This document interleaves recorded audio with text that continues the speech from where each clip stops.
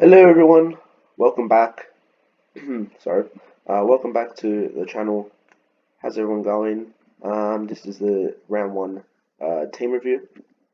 So I had a decent week. I don't know how to call it because I've seen a lot of other people getting lower than me, but at the same time, top 8%. I was hoping for a bit higher. Yeah, it was just a few selections and a few flops that kind of cost it. Um, let's get into it.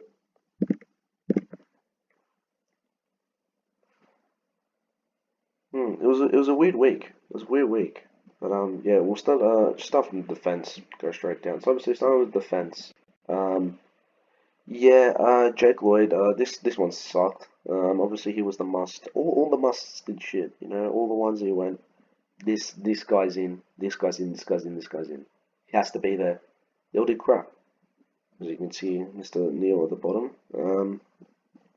Yeah. So Jake Lloyd. I didn't watch the Brisbane Sydney match really. I was more watching the Essendon Hawthorn match because that was actually entertaining.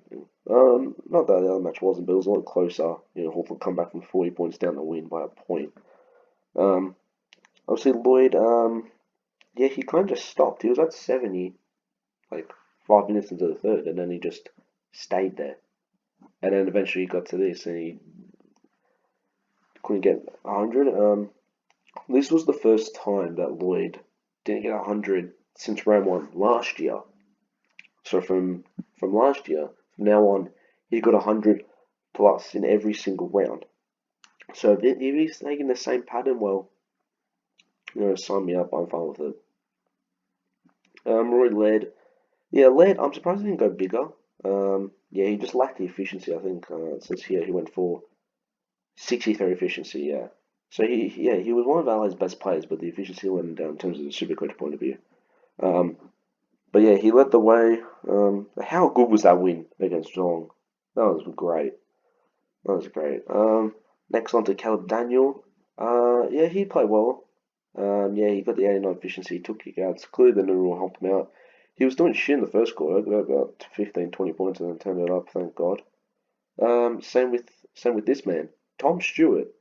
So here's the thing. It's kind of a no anyway because I was like, do I go? I think it was rather Clark and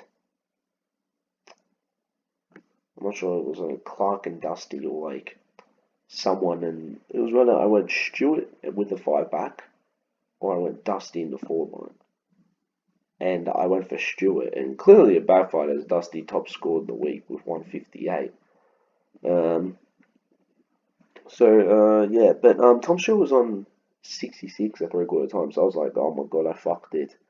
You know, it's over. You know, I've absolutely bummed it. Like I've fucked it up. And then he just went off. Within about 5 minutes, the guy was on 100. I don't know how he did it. He just took, I think Adelaide started missing, so it took a lot of kickouts. It took like three intercept marks within 5 minutes, and yeah. So yeah, he kind of turned it up. He was my best defender for the week, so it turned out to be kind of good. But at the same time, I missed out on a 160. But in the long term, maybe it'll be good. I don't know. It definitely proved his worth at least. James Short, yeah, he had a weird night because yeah, it was a tough contest between Richmond and Carlton. I went to the game, it was great. Um, Obviously Richmond pulled away, which was good in the last few minutes, last 10 minutes of the game. But Shaw was on 97 and three-quarter time, finished on 100. So fourth quarter, Richmond kind of took over. So it didn't really go on the back line. Shaw didn't really have that impact. So only got 3 points. So he got the 100, so I'm taking it. Highmore, I didn't really watch this match. I only watched the last quarter. Um, Seemed like I missed out because it seemed like a good match. But yeah, Highmore, from what I saw, he was on like 33 in 5 minutes, and then he just didn't really do anything until the fourth quarter and then got over. I was really happy he got 60 because I could have. I was obviously at five. That's my loophole. Um, it was I was going to take his Iski point, but I was like, oh, let's take the risk and Highmore because I didn't do it last year, and that's what cost my season. Not having faith in one of my rookies. Um, Jake McCarty, if you know, you know. So yeah, I took a faith, and I mean 7 points, but at the end of the day, it means that it worked out. Moving on to the midfield. Yeah, if you didn't go Neil, you would have been over the moon. You would have been absolutely over the moon with this. Um, Obviously, if you were Jack Steele, you would have been over the moon at half time. Sorry. Um, yeah, if you went Jack Steele, you would have been over the moon because he was on 71 half time, but only finished on 90, so it turned out to be a bit of an L, which I was happy with because I was honestly going to go Steele. Obviously, did better than Neil, but yeah. So yeah, Lockie Neil. I mean, it was a wet day. He did nothing. He was on like 20 a quarter at half time. It was like 20, 30 at half time. So it's concerning. Obviously I know it's a AU match, but it's 2 matches in a row where he's done shit. So it's very concerning for a guy that's 720k. Um, Moving on, Clayton Oliver, yeah, Oliver just doing Oliver things. Same with him and McRae. We'll talk about McRae. So yeah, Oliver just had a good match. I mean, he did his job. If you look at this, if it appears, no, there you go. 15 to 30, 35 being contested. Yep, decent efficiency as well. Moving on to Jack McRae. So yeah, the Bulldogs midfield dilemma. Um, it kind of is still in effect because if you look at the scores, no one went massive. Because everyone went 110s, 120s, all that. But you think like if you take one of them out, less rotations, and they're gonna go off. Um, so with Trelaw coming in, everyone's like, oh no, what's gonna happen? What's gonna happen? What's gonna happen? What's gonna happen? And in the end, Trelaw was the one that got shafted. He got put on the wing. Um, and McRae and Dunkley were the ones that got put in the middle. Dunkley played full midfield. Obviously, you can see he scored at the bottom of 113, which was very nice. Um, Sorry, I keep hearing this. Um, yeah, so Trelaw was the one that got shafted. And he obviously got like 70 points. So yeah, it seems like McRae and Dunkley are no good options. Which is a good sign. Moving on to Merritt. Yeah, I know 105 looks decent, but it's disappointing. Um, for the fact that the guy was on 48 at quarter time, so he got 57 for like the rest of the match. And considering they dominated the second quarter so hard, you think he would have kept on going. But now he just stopped. He just stopped. Um, Moving on to Paddy Dow. Paddy Dow. Yeah, 12 CBAs, so not as much as Amy, which is a bit shit. Um, yeah, he was on 54 at half time and finished on 60. At the same time, playing Richmond, and then Richmond kind of took over a bit. Um, yeah, so look, he's not going to play Richmond every week. 61 efficiency, I can't let him down. Um, yeah, moving on to Tom Powell. Tom Powell. Oh, it's annoying because he's a small forward. He's playing small. Well, he's not small. He's playing forward, which sucks. Wait, let me fix this. This is what I had. Yeah, because I've changed it around a bit. This is what I had. Anyway, yeah. So Tom Powell uh was a bit of a I mean, he hit the goal which boosted his score, and he got 19 touches. But it didn't seem like that type of game. But yeah, he didn't play bad. I mean, he played Port, so not much he could have done. Moving on to this absolute donut of a man. He kicked 2 goals. He was on like 50s. He was set. It was like, oh yeah, 50, that's fine. And then he just did nothing, and then he gave away a costly 50-minute penalty, which dropped his score by like 15. And then yeah, so it's safe to say he's going to be on my bench next week. I wouldn't be surprised. He did kick 2 goals, but I wouldn't be surprised if he does get dropped because he just didn't play well around. He'll probably stay there. But moving on to Errol Golden, the rising star of round one, well deserved. 3 goals, 19 disposals. I mean, 139 from a rookie. Like, what more can you complain? What more could you ask for? What more could you ask for? Yeah, he was great. He dominated Brisbane. The first game, it dominated the Lions. So yeah. Moving on to bench, James Jordan. Yeah, he surprised me. I didn't really hear anything about him, and then this random inside mid was coming out of nowhere and was going to play. So yeah, it was really good to see him do well. So he's definitely going to be fielded. He's definitely going to be fielded for Brockman next week. Sad to say. Um, McNeil was kind of the same as Brockman. He just didn't do anything. He kicked a goal, but other than that, he was shit. Now the ruck dilemma. Yeah, Gorn and Grundy just didn't show up this week. Grundy was shit. Gorn he was in no man's land. He even said himself at half time. He was like, I need to find myself because I'm in no man's land because obviously had Luke Jackson. He said yeah, Luke Jackson's alternating, so he goes forward line a bit. There's no need for him to go forward. There's no need for him to go back because Jake Lever and Stephen May did so well. They did so well. So yeah. So it's a bit of a concern, especially for Grundy because he just looked shit. But apparently he never scores well against Stephen Marlin. So but this is what happened last year. They had a shit first round, and then next week they got 150. Um, and then yeah, of course Matt Flynn on the bench had to get 140.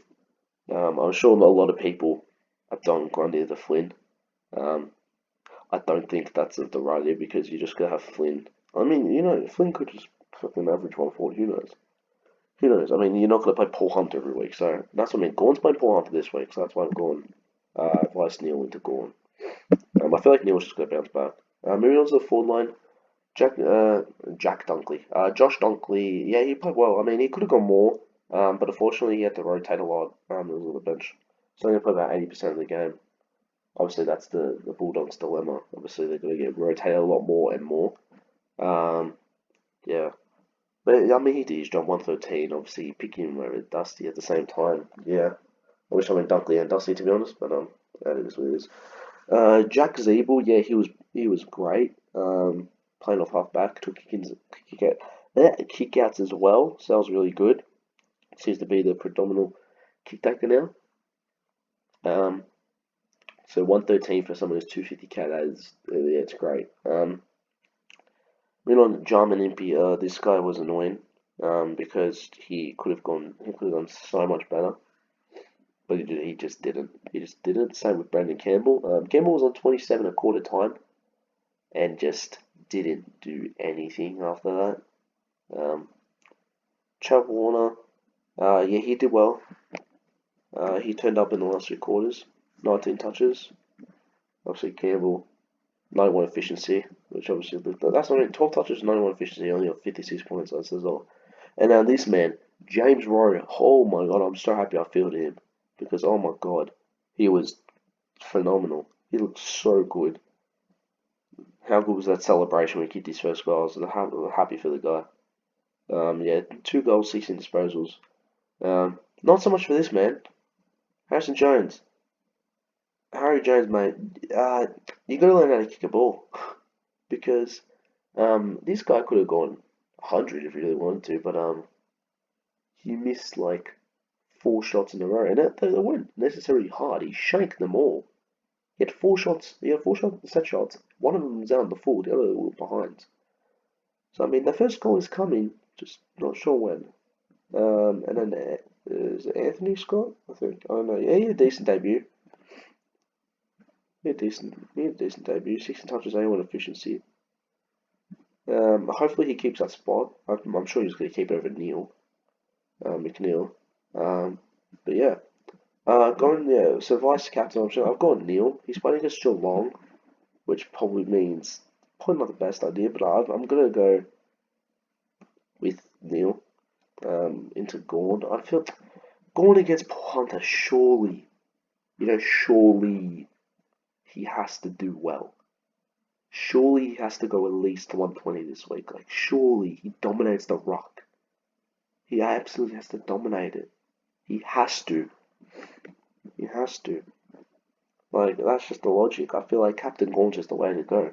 I've gone Vice Neil because it's like one. I was thinking of going Lloyd, um, but I would have done McRae. To be honest, I might go Gordon to McRae. I don't know. Let's just hope out of nowhere 85 doesn't play. um, but yeah, I just want to say something. I want to say I'm not sure how I do this. I want to say most trade out because I want to talk about Gordon Grundy. How do I do this? Here, most trade out. Yeah, I haven't talked about that. Yeah, Matt Rowell. That sucks so much. He's done his PCL. And we have no idea when he's coming back. Obviously, Dangerfield got a 3-week ban. That's very harsh. That is very harsh. I'm not gonna lie. He's not returned to round 5, so yeah. If I was you, even for league, yeah, get him out.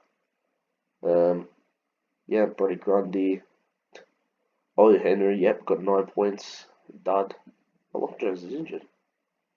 Hamstring spread to round 4-5. Okay, that explains that.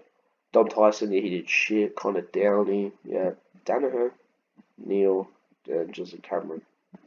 Um, I'm happy not to see Gaunt, but Grundy, no. Like, there's just no need for it. There's just no need for it. And this guy, guys, I don't think you understand how close I was to getting him.